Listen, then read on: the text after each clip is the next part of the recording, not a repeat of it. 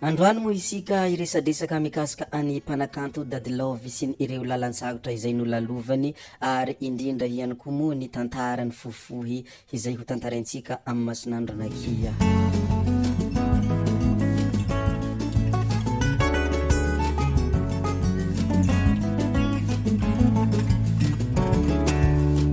Tsy ataontsika lava ny resaka drakidraky ny hinampotaka avy hatrany de vavany iza moa i dadilovy ary taiza izy ary avaiza.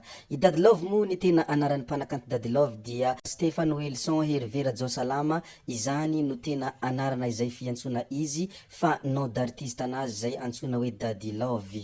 Ny tany fiaviany ity mpanakanto ity dia efa iarahantsika rehetra mahafantatra ary iarahantsika rehetra mahalala fa izy dia avy any amin'ny faritra Sofia, avy any Ambaliha, Falebe tao Antsohihy. Antsohihy dia renivohitra ny faritra Sofia. Raha iresaka izany mpanakanto dadilovy zany isika dia anisany mba namolavola izany lehilahy izany ny fiangonana FJKM satria i dadilovy dia chorale tao amin'ny FJKM ary lehibe tamin'io fiangonana FJKM tao Antsohihy io raha izany dadilovy izany. Mazava ho azy fa olona chorale izany dia efa ela no nolomanosana tao anatin'ny mozika ary efa ela ihany koa ny niaina tao anatin'ny zavakanto. Fa ny nafantarantsika an'izany dadilovy izany dia nanomboka tamin'ny hirany izay mitondra ny lohateny hoe fitiavana.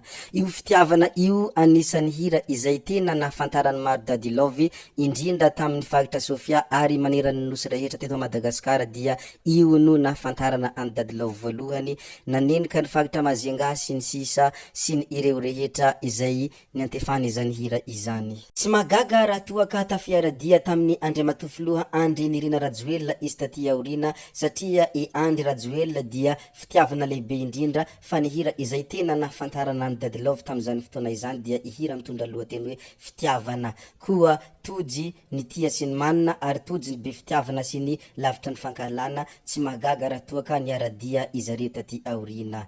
Blague fotsiny iny, tsetsatsiaritra iny fa tsy maintsy asina zavatra toy ireny ny resaka ndeha hitohizantsika ny tantarany dadilovy ilay mpanakanto malaza ankehitriny. Dadilovy dia anisany fa avy nitondra tarika VV de l'amour, izany hoe VV de l'amour ny tarika izay noentiny voalohany fa nisoloany dadilovy iny ary noentiny mandrika ankehitriny.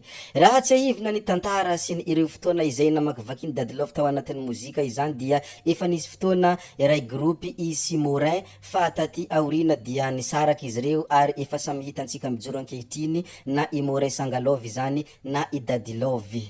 Raha tsy tsara velatsihy isika raha ohatra ka zavatra tena marina no lazaina raha izany dadilovy izany dia anisan'ny olona izay tena tia vazivazy ary tia mivazavaza olona izay midika amin'ny teny tsy mihety hoe miarogn'olo ary io dia mbola hoentiny ao anatin'ny mozika ary mandraka ankehitriny mbola hita taratra eny foana izany toetra tia vazivazy sy toetra miarogn'olo zany ao anatin'ny hira izay avoakany dadilovy. Anisany olona azo lazaina fetsy ihany koa i dadilovy fa ny toetra tena azo tsoahana amin'ity dadilovy ity, ny toetra izay tena tokony ho raisina noho n'izao fahombiazan'ny mpanakanto dadilovy zao dia ny zavatra rehetra dia tsy misy tsara raha ohatra ka aratsiana fa ny zavatra rehetra ihany koa dia tsy misy ratsy raha toa ka atsaraina. Izany dia anisany lesona izay tena azo tsoahana amin'izao fahombiazan'ny mpanakanto dadilovy zao. Tsy inona moa ny tiako tenenina amin'izany.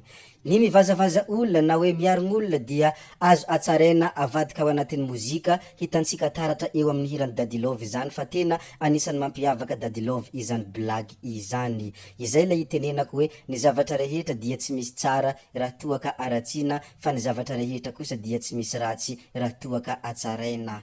Hainy dadilovy ny nanatsara izany vazivazy izany ary nanatsara izany firegnan'olo izany nahatonga izy tafapetraka amin'ny toerana tsara anankiray.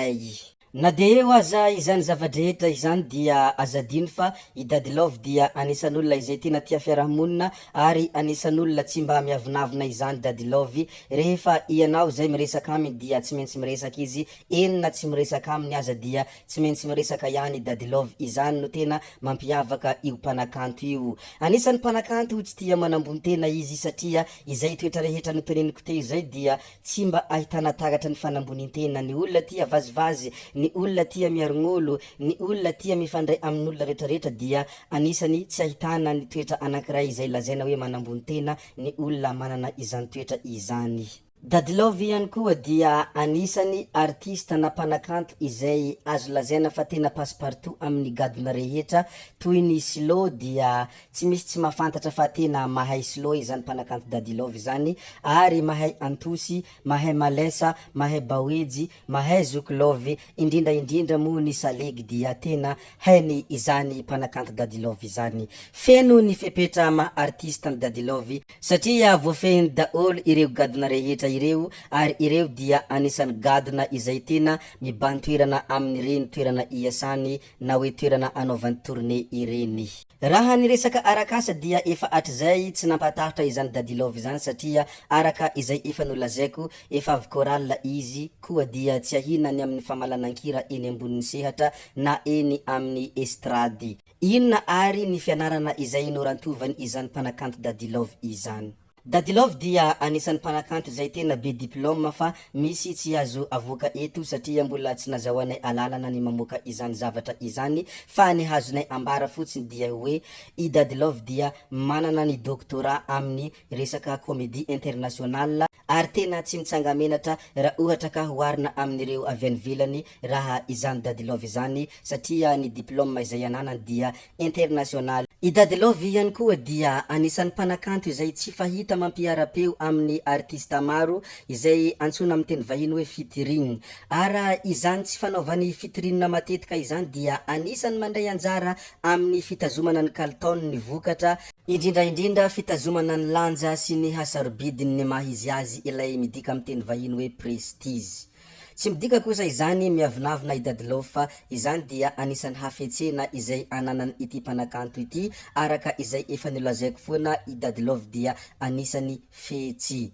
Efa nisy fotoana niteny an'izany Dadilove ary tena nanambara sosokevitra tamin'ireo mpanakanto zandriny izy tamin'izany niteny hoe mahaiza fetsifetsy izaho zandry dia misy tantara kely izay ho tantaraiko anareo hoy Dadilove tamin'izany fotoana izany. Nisy fotoana voalohany nahatongavany Dadilove teto Antananarivo dia mba te halaza mafy izy nefa tsy hainy hoe inona ny tokony atao mba hampalaza azy ka nandeha teny amin'ny glacé izy nilaza tamin'olona manodidina teo amin'ny glacé hoe rehefa miakatra ary ambonin'ny estrady aho dia miangavy anareo mba hiorakoraka. Niteneniny moramora ireo olona ireo ka nanaiky. Rehefa niakatra i Dadilove dia niorakoraka marobe ny olona ary tena feno pista nefa mbola nisy artista hafa malaza noho ny Dadilove teo fa tsy tahaka ny orakoraka ny olona rehefa niakatra ny Dadilove. Teo nisy manajera talanjona sy gaga ahoana ty bandikely ty, ahoana ty zandrikely ty ary tamin'io fotoana io no nazahoako manajera voalohany raha ny fanambarany Dadilove.